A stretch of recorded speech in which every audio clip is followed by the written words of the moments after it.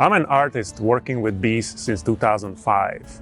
And not only have I discovered since then that bees are incredibly busy pollinators and providers of food on our tables, but they're also incredible artists. They help me create sculptures that will last thousands of years. I design very complex structures and skeletons that we place inside the beehives, with the hope that Queen gives the permission for the bees to build these amazing sculptures.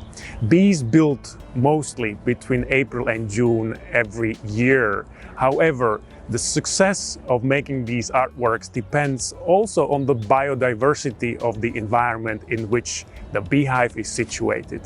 Sometimes the sculptures can be made in 2 weeks. Sometimes the sculptures are finished in 2 years. It all depends, first of all, on the weather, but pretty much on the thorough understanding of the inner workings of nature. Beehive is interconnected with its environment, and it's also a good canary in a mine, an indicator of how healthy the environment is around us.